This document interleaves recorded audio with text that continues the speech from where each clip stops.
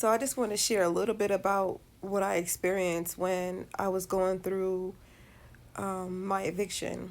Because, like I said, I was being faced with homelessness, me and my son, right? This is something that I've experienced before. When I was growing up, I lived in homeless shelters, I lived on the street, I faced it all.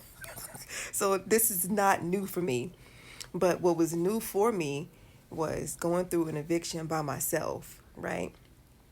So I remember being in court, like even before that, I remember, getting the notices on the door, and then having to go to court and having to defend myself in court, right?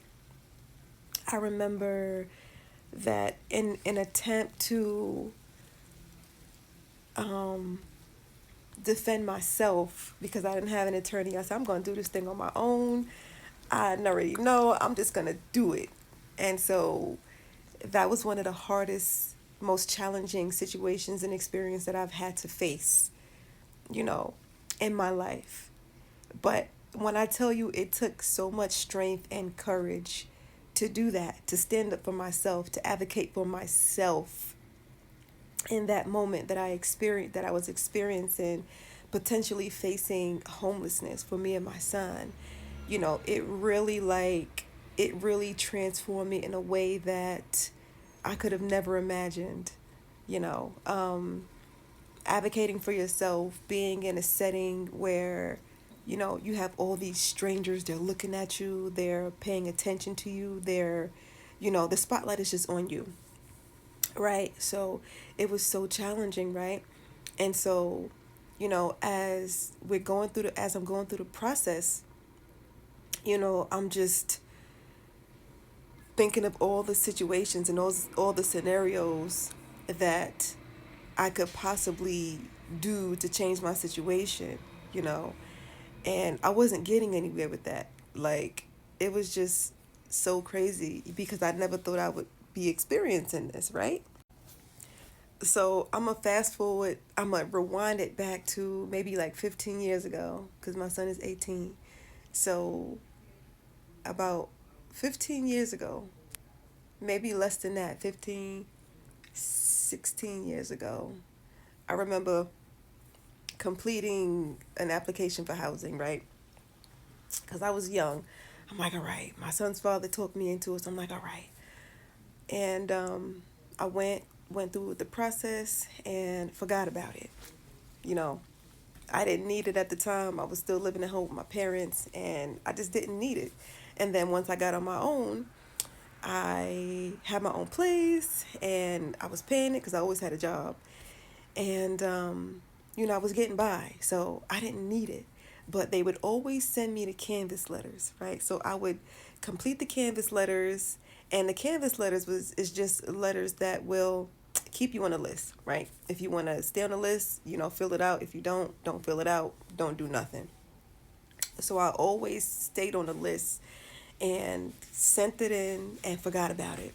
Went on about my business. Made sure I updated my address just in case I moved and forgot about it. Went on about my business.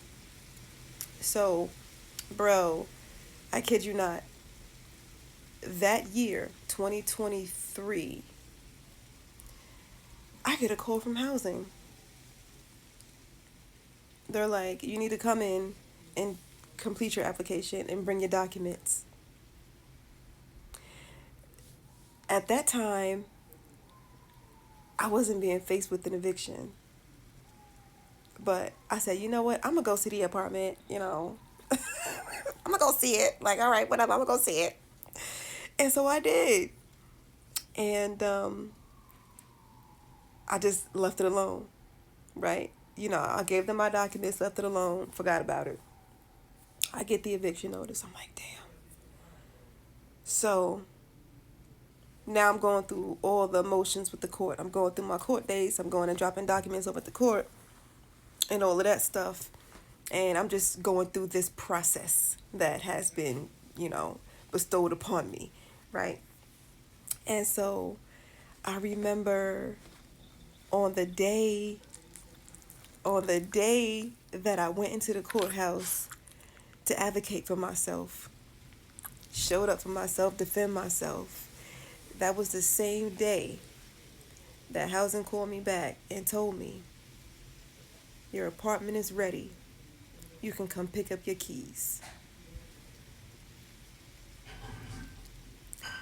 My faith was tested. I didn't know what to do. I didn't know who to turn to. I felt like I didn't have support, you know, but I thugged it out because I had no choice. I had no choice. But if I had to, I would have went to the shelter because I'm just like, whatever, I've been there before. It is what it is.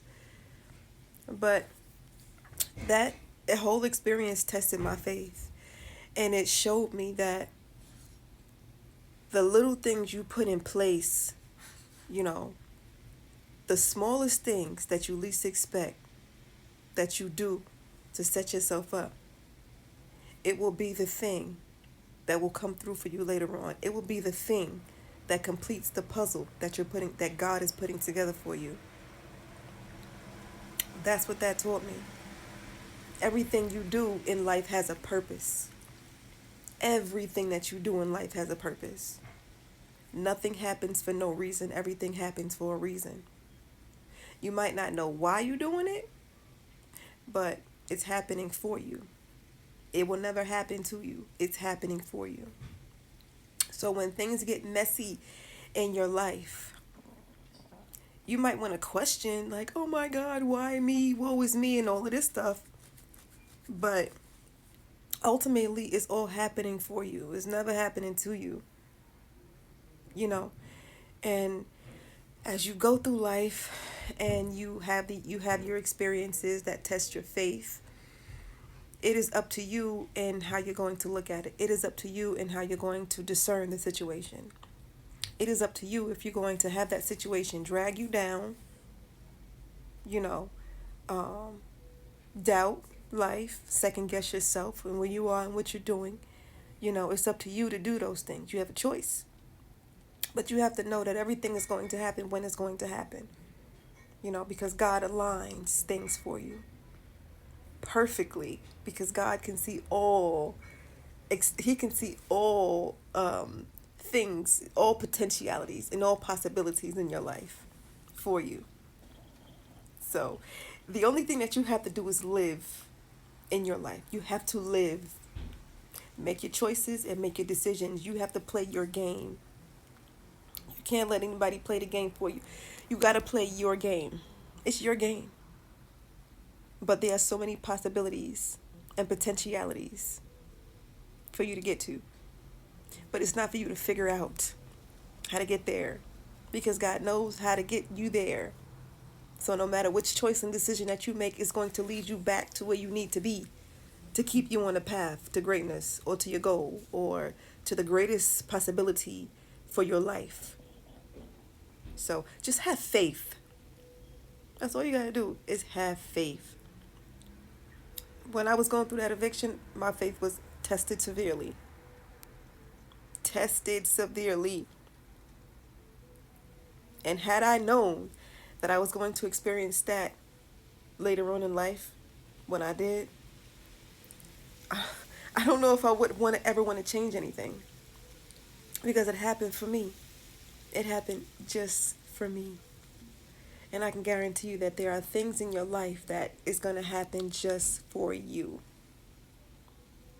Period.